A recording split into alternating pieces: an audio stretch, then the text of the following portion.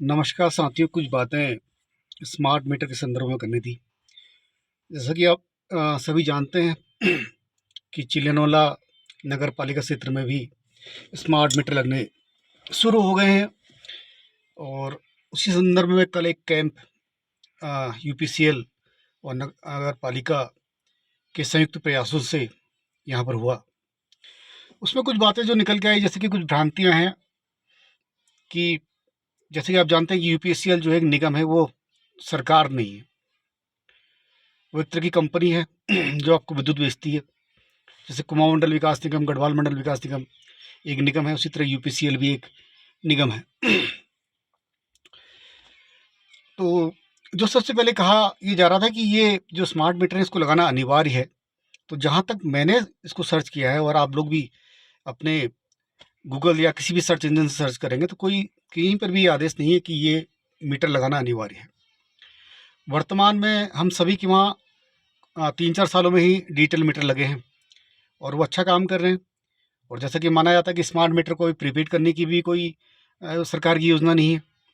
और ऐसे में 15,84,000 करीब स्मार्ट मीटर्स उत्तराखंड में लगाने का विचार है, जिसकी की एक कीमत जो अभी तक मेरे को गूगल करके मिली है वो है 4,998 रुपये।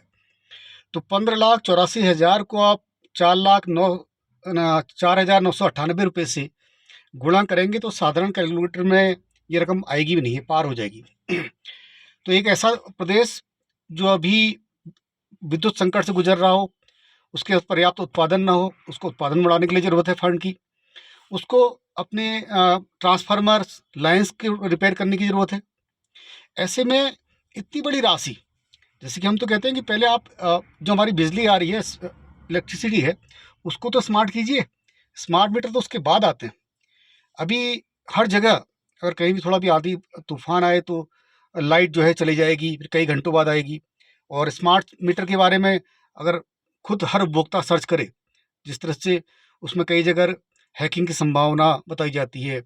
कई जगह यह है कि भैया वो S1 और S2, जैसे मोबाइल फ़ोन में होता है ना, आपका एक वर्जन आता है फिर उसका अपग्रेड वर्जन आता है, तो वैसे ही दुनिया में S1 आया फिर S2 आया।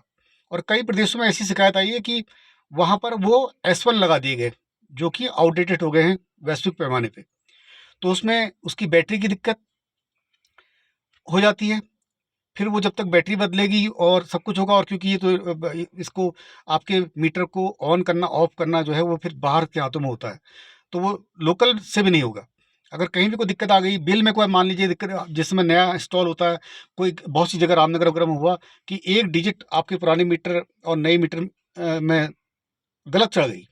जो पुरानी आपकी रीडिंग उन्होंने निकाली मीटर से आपके पुराने, और नए स्मार्ट मीटर की मैं अपलोड की, उसमें अगर एक दो डिजिट भी इधर उधर हो गई तो लोगों के बहुत तगड़े बिल आए हैं।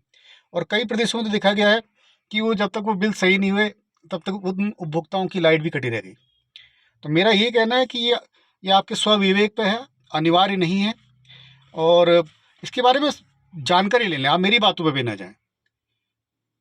तो पहले जानकारी ले लें, जिसको उचित लगता हो वो लगाए। लेकिन ये ज़रूरी नहीं है, लेकिन ये है कि ये आपको फ्री लग रहा है, लेकिन इसकी कॉस्ट है ना 4,998 रुपये, करीब 5,000 रुपये जो भी समथिंग। और ये जितने मैंने आपको बताया कि इतने लगने हैं, और ये करोड़ों से ऊपर की रकम पहुंच जाती है। तो क्या ये अभी ज़रूरी है? पहले तो ट्रांसमिशन लाइनें सुधरें। जहाँ पर ये बिजली चोरी को रोकने के लिए जो ओपन केबल्स हैं उनको इंसुलेटेड केबल्स में डाला जाए, जो पंडित दीनदयाल के नाम पे एक पुरानी स्कीम थी, वो आज तक जारी नहीं हुई। तो पुनः यही कहना है कि ये आपके विवेक पे है कि राष्ट्र की संपदा का यूं ही नुकसान ना हो। जय राष्ट्र, जय भारत, जय उत्तराखंड।